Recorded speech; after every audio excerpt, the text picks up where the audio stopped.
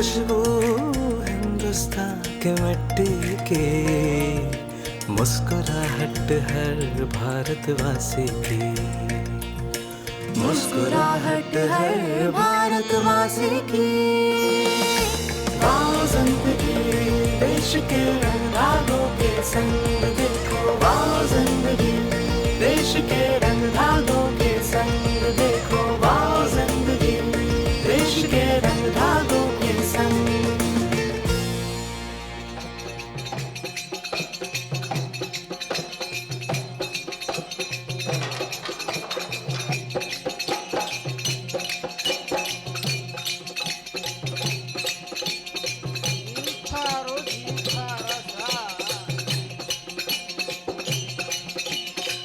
Bagru print एक लाल और काला कलर है। वो वेजिटेबल कलर से हाथ से बनाया जाता है, हाथ से ही ब्लॉक बनाए जाते हैं, हाथ से ही छपाई की जाती है, हाथ से ही धुलाई की जाती है।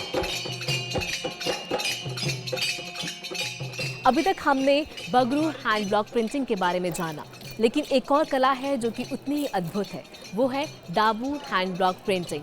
आइए इस कला को और करीब से जानते हैं।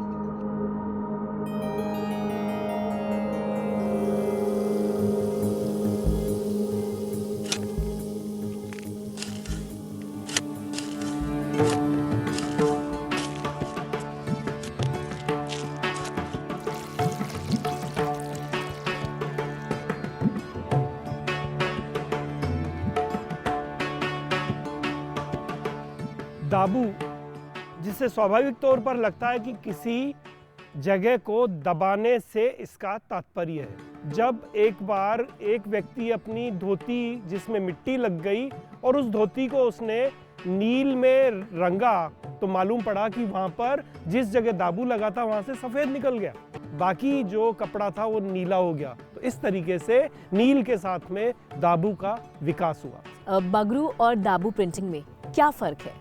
बगरू प्रिंट जो है वो डायरेक्ट प्रिंट है, जिसमें कि भिन्न भिन्न प्रकार के मिनरल्स को मॉडेंटेड, हार्डा मॉडेंटेड कपड़े पर प्रिंट किया जाता है, जो कि डायरेक्ट प्रिंटिंग हुई। जबकि दाबू एक रेजिस्ट प्रिंट है, मतलब कि जहां पर दाबू छापेंगे वहां पर जमीन जो है, जो कपड़े की जमीन है वैसा निकलेगा, और जिस जगह पर हमने रंगाई किया वो नीला निकलेगा।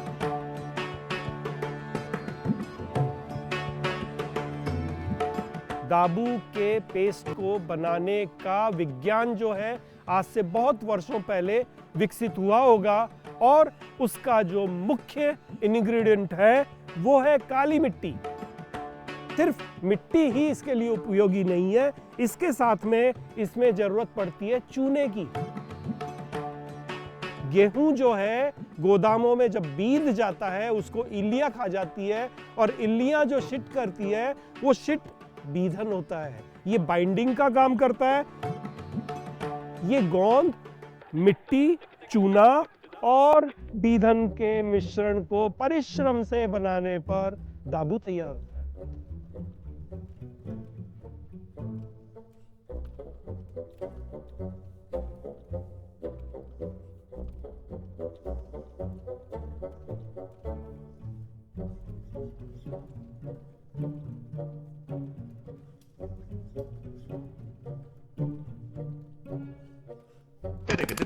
ये केल की फड़ की बूटी है, इस पे मैं दाबू लगा रहा हूँ।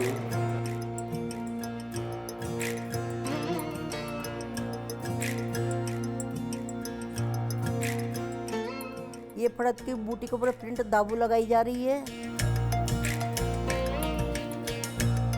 दाबू लगने के बाद में इसके ऊपर लकड़ी का बुरादा डाला जाएगा, ताकि दाबू कहीं टच ना हो दूसरी जगह पे।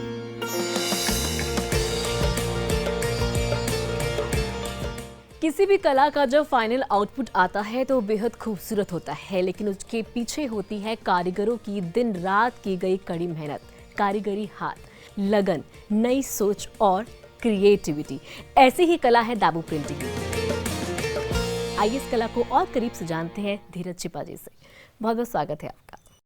आपसे बात करूं तो धीरज छिपा जी दाबू प्रिंटिंग के बारे में क्या कहते हैं?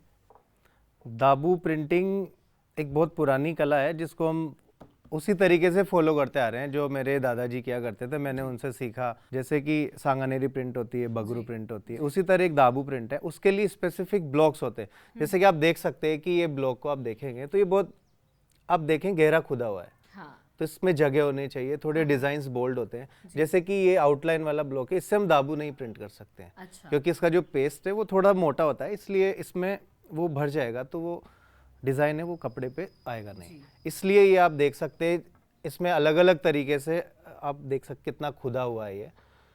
तो हर क्षेत्र में अलग अलग कारीगरी होती है और ब्लॉक्स भी अलग अलग तरीके से बने। आप इस ब्लॉक की खूबसूरती देख सकते हैं, ये मेरे को बहुत पसंद है क्योंकि इसकी जो खुदाई है आज वो कारीगर नहीं है आज इसको इतना खोदने के लिए।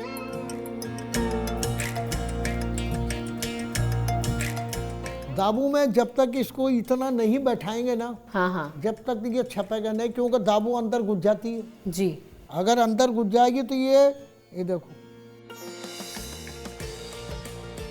इतना, क्योंकि वो क्या करते हैं कि दाबू में यूं भरते हैं ना, यूं भरने के बाद फिर इसको यूं करते हैं। अच्छा।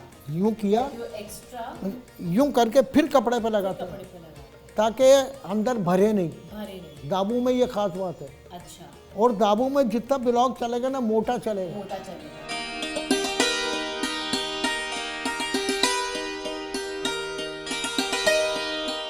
और दाबू प्रिंट करने की टेक्निक क्या एक ही है कि सिर्फ हम ब्लॉक से ही दाबू प्रिंट करते हैं?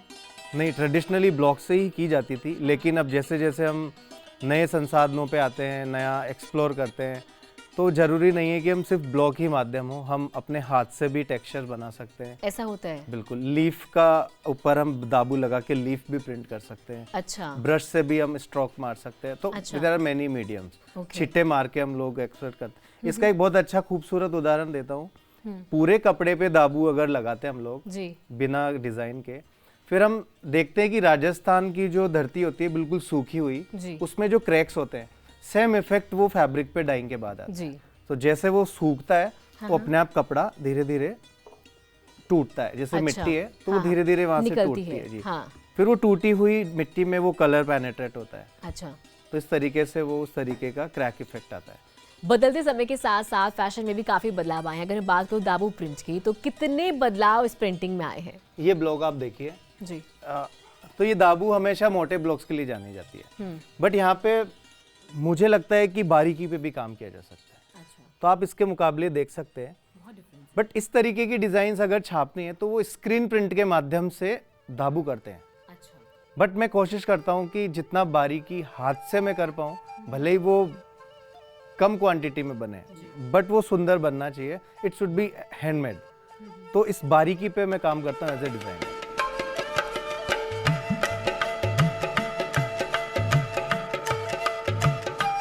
अच्छा, ये जो प्रिंट बन रहा है इसकी बात करते हैं। इस प्रिंट के बारे में कुछ बताएं। ये एक पुराना ट्रेडिशनल मोटिफ है जिसको हमने थोड़ा सा बड़ा करके ताकि इसका अलग लुक आ सके। अभी दिखने है तो 5 मीटर का ये पीस है। इस कपड़े का वजन होगा आधा किलो, बट जब इसको डाइंग करेंगे तो ये पीस हो जाएगा कम से कम 10 से 12 किलो का पीस हो जाता है। ऐसा होता क्योंकि ये पूरे फैब्रिक पे गद का ब्लॉक है। अच्छा। हाँ, तो जितना ज्यादा मड इसमें यूज होता है उतना ही थोड़ी थोड़ी कठिनाइयाँ साथ में चलती भी है। बट फाइनली जब हम रिजल्ट्स पे आते हैं तो आप देख सकते हैं कि ये पीस इस तरीके से कुछ दिखने वाला है। तो ये वो सेम प्रिंट है जो अभी यहाँ पर प्रिंट हो रहा है। अच्छा, अगर मैं फैब्रिक की बात करूँ तो जो दाबू प्रिंट होता है उसके लिए कोई स्पेसिफिक फैब्रिक होता है? कपड़ा प्योर होना चाहिए। ये सिल्क बेस्ड फैब्रिक है, कॉटन पे भी हम लोग कर सकते हैं। जितने भी प्योर मटेरियल्स उस पर हम दाबू प्रिंट कर सकते हैं, क्योंकि सिंथेटिक कपड़े पे ये कलर्स आते नहीं हैं। तो ये हाथ से बुना हुआ कपड़ा है चंदेरी का, और इसमें रेशम और कॉटन दोनों का काम लिया हुआ। सांगानेर और दाबू प्रिंट में कितना डिफरेंस है? सांगानेरी प्रिंट में मल्टी कलर से काम करते हैं, उसमें हम 3 से 4 कलर्स यूज में लेते हैं। हो सकता है वो ज़्यादा भी हो सकता है, बट दाबू प्रिंटिंग में कोई कलर नहीं होता। वो जो भी कलर छपा हुआ है, जैसे ये सफ़ेद कपड़ा, इसके ऊपर हम लगाएंगे तो सिर्फ उसको छुपाने का काम करेगा। अगर इसके नीचे आप मोटिफ है उसके ऊपर दाबू लगाएंगे तो वो मोटिफ हमें बाद में विजुअल हो गया।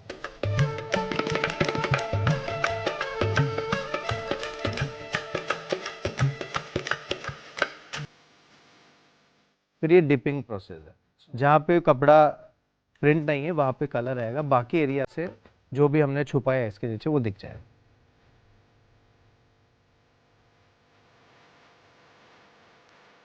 इंडिको यानी कि नीला रंग। इंडिको सिर्फ भारतीय नहीं बल्कि विदेशी भी काफी पसंद करते हैं। अभी हमने दाबू प्रिंटिंग की, दाबू प्रिंटिंग के बाद अब उसकी करेंगे इंडिको डाई, और इस पर पूरी जानकारी देने के लिए आज हमारे साथ हैं ब्रिज बल्लभ छिपा जी। बहुत बहुत स्वागत है आपका। जैसे कि मैंने कहा इंडिको यानी कि नीला रंग, सबसे पहले तो जानना चाहूंगी आपसे इंडिको के बारे में। नील, जिसको हम इंडिगो बोलते हैं, ये एक यूनिवर्सल रंग है, और ये रंग जो कि परंपराओं का रंग है, भारतीय रंग है। इंडस वैली जहाँ से उद्भव है नील का, नील जो कि पत्तियों से मिलता है ना आश्चर्य की बात। नील जिसके लिए हमको सिंथेटिकली बहुत सारे रसायनों का प्रयोग करना पड़ता है, यहाँ पर हमको मात्र पत्तियों से नील का रंग मिलता है, और इसके लिए ज़रूरत पड़ती है फलियों की और बीजों की, जिससे हमको नील के पौधे प्राप्त होते हैं। 3 महीने में नील के पौधे से रंग निकालने के लिए वो तैयार होता है। फर्मेंटेशन के माध्यम से उससे रंग निकाला जाता है। हरी नील को फर्मेंटेशन करके इस प्रकार से नील की सुखाकर बत्तियां बना ली जाती है, और रिडक्शन करने के लिए चूने और गुड़ का प्रयोग करके रंग तैयार किया जाता है।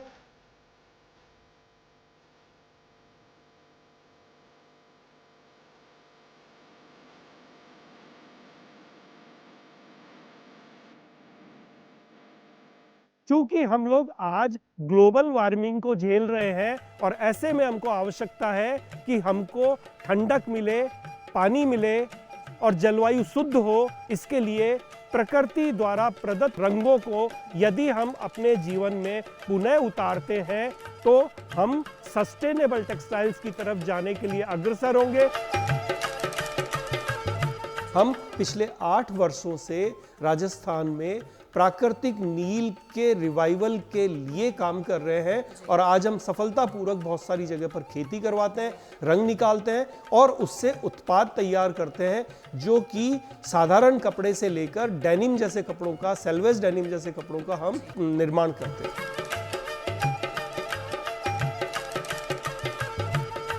तो अगर हम इसके ट्रेंड की बात करें तो कितना ज़्यादा इसे पसंद किया जा रहा है यूथ में?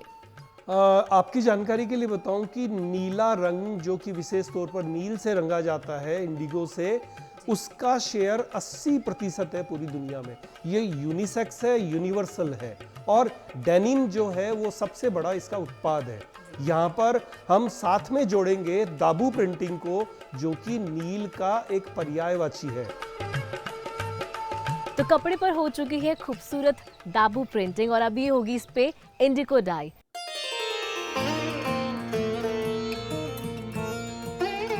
हाँ, इंडिगो डाई के लिए हम रेडी हो गए, और कपड़े को इंडिगो के माटे में हमने दबो लिया। इसका जो दाबू पे डाई करते हैं ना बार बार, तो इसका जो कचरा निकलता है, मिट्टी निकलती है, वो इसमें बैठती है। अब ये 12 फीट कह रहा है। तो यहाँ आप देख सकते हैं अभी एक डिप हुआ है, उसके बाद इसमें हल्का पीला, हल्का हरा, मुझे इसमें रंग दिख रहा है। नीला होगा ना ये? हाँ बिल्कुल नीला होगा। अभी जैसे हवा लगेगी ना तो नीला होगा। अभी ये ग्रीन दिख रहा है, जैसे ही हवा के अंदर आएगा ये खुलेगा, ब्लू हो जाएगा ये। फिर 10 से 15 मिनट बाद में इसको वापस इंडिगो डाई के लिए पुणे वापस लाना पड़ेगा। दोबारा से पीस को डिपिंग के लिए मार्ट डाई में डाला है। इसको हमने 2 बार डिप किया है, जिस प्रकार ये डाई और गहरी हो जाएगी। तो अब ये धुलाई के लिए जा रहा है, वो उसका नेक्स्ट प्रोसेस है। अभी ये सूखेगा, सूखने के बाद इसकी धुलाई होगी। ये जो मैं इसमें ये देख पा रही हूँ, तो दाबू का पार्ट है, ये पूरा अभी वाइट हो जाएगा। धोने के बाद सफेद निकल जाएगा।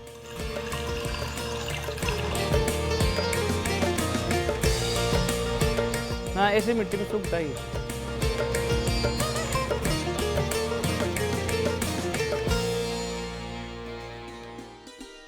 नील के पानी को नाली में ड्रेन नहीं किया जाता, वही पानी काम आता रहता है, इसलिए ये सबसे ज़्यादा सस्टेनेबल कलर है।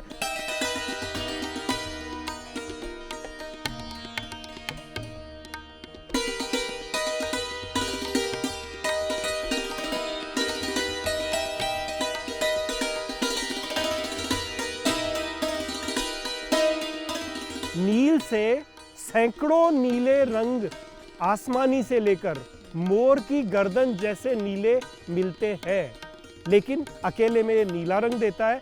अगर हमको और दूसरे रंग जिसमें नील की जरूरत पड़ती है तो हमको एक बार में नील करना पड़ेगा और दूसरी बार में पीला करना पड़ेगा, तो हमको हरा रंग मिलेगा।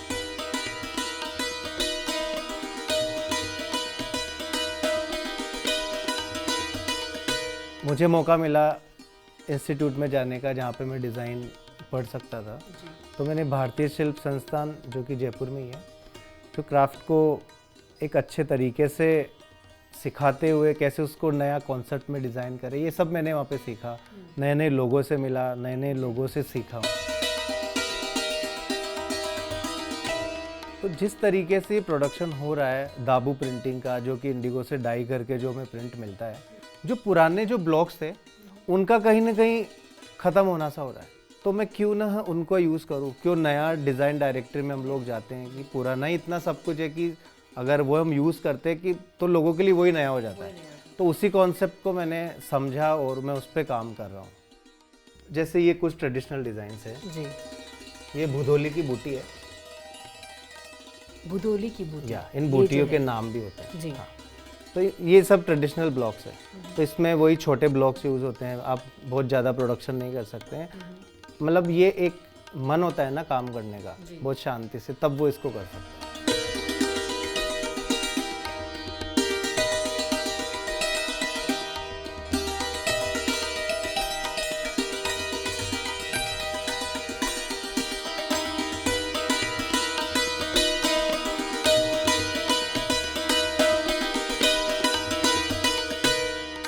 और यहीं पे हम बात करते हैं कि कुछ जो आज के टाइम पे जो बड़े प्रिंट्स होते हैं, बड़े ब्लॉक्स होते हैं, वो इस तरीके के प्रोडक्शन होते हैं।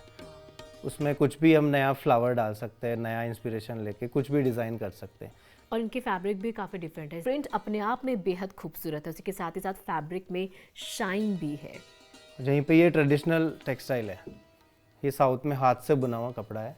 इस पे ये ट्रेडिशनल ब्लॉक है, ये बहुत पुराने टाइम पे छपता था। हम बिना ब्लॉक्स के भी दाबू को बना सकते हैं, जैसे कि ये देखिए, इसमें कहीं पे ब्लॉक का इन्वॉल्वमेंट नहीं है। तो कुछ चीज़ें हमेशा ऐसी होती है कि हम उसको दोबारा नहीं बना सकते, इस जैसा बना सकते हैं, क्योंकि इसको मैंने जैसे कैसे बना वो मैं बताऊं।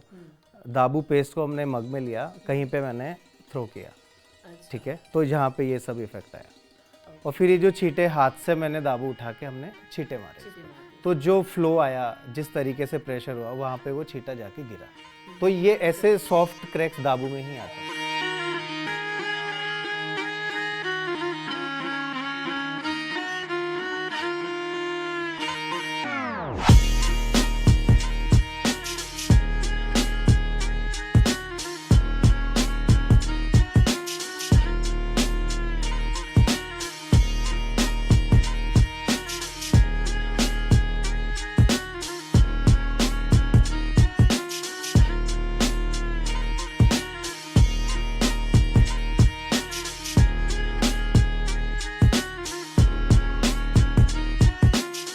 जैसे दाबू का ब्लॉक जाना जाता है मोटाई के लिए, मोटे ब्लॉक्स के लिए, बट सेम टाइम पे हम देख सकते हैं कि जैसे ये पूरा कॉन्सेप्ट है जल महल को लेके, ये सारा इंस्पिरेशन ली हुई है।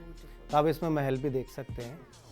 ये बारीकी पे डिज़ाइन स्क्रीन प्रिंट में पॉसिबल बोलते हैं लोग, बट मैंने हाथ से ये क्रिएट किया है।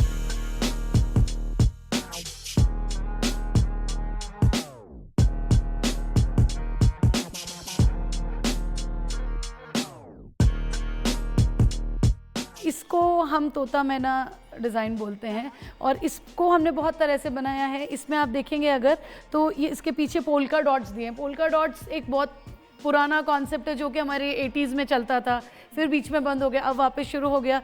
तो हमने जो पुरानी डिज़ाइन है उसको नए तरीके से ब्लॉक में लाने की कोशिश करिए। आप इसका पल्ला देखेंगे तो जो पल्लू है वो उसमें आपको जो अपना ट्रेडिशनल बूटा है वो मिलेगा, बट जो इसका बॉर्डर है वो again zigzag, it's just to give थोड़ा सा कंटेम्प्रेरी, थोड़ा सा मॉडर्न टच।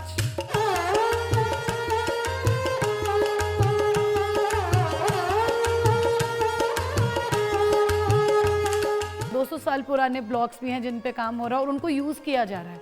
ऐसा नहीं कि खाली रिवाइव करके आप उनको सजावट के रूप में यूज़ कर रहे हैं। इसको थोड़ा सा कंटेम्प्रेरी, थोड़ा सा मॉडर्न लुक दिया है। फिर हमने स्पेस दे करके यहाँ पे बड़े बूटे लिए हैं। फिर वापस आप देखिए रिपीटेशन है, देन आपको जो balancing space, negative and positive space का जो बैलेंस है वो यूज़ करके हमने इसको डिज़ाइन किया है, सो दैट कि ये जो हमारी कला है इसको मॉडर्न वुमेन यूज़ कर सके।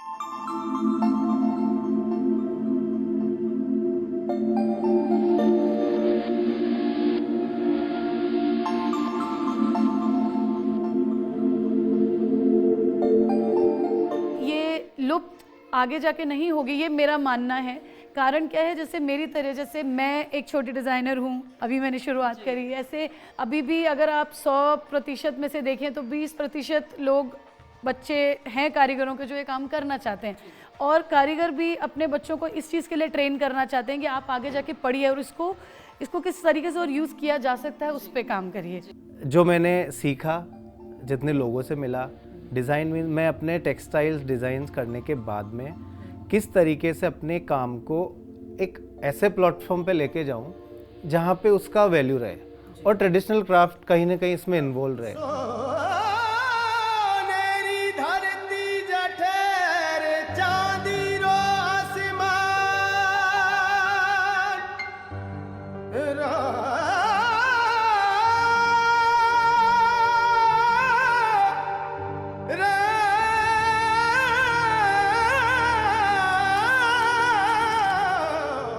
पुराने ज़माने के प्रिंट सब पसंद करते हैं, पर बनाने वाले नहीं रहे। बहुत महंगे पड़ते हैं और बहुत समय लगता है। वनस्पति रंगों से बनते हैं, हाथ से बनते हैं, सब मौसम के अनुसार कलर आता है तो वो पसंद करते हैं। रंग रंगीलो रसी भरियो भरियो रे हारू प्यारो जब आज सस्टेनेबिलिटी की बात करते हैं, रोजगार देने की बात करते हैं, पर्यावरण की बात करते हैं, तो यहाँ पर निकल कर आता है कि जो फास्ट फैशन है उससे वापस हमको स्लो फैशन की तरफ आना पड़ेगा। भूमि मंगलम उदक मंगलम अग्नि मंगलम। तो इसके लिए जरूरी है कि हम कम पहने, कम खरीदें और पर्यावरण को संरक्षित करने के लिए उन रास्तों की तरफ जाएं जो कि बिना पर्यावरण को नुकसान किए कपड़ों को, वस्त्रों को तैयार किया जा सके।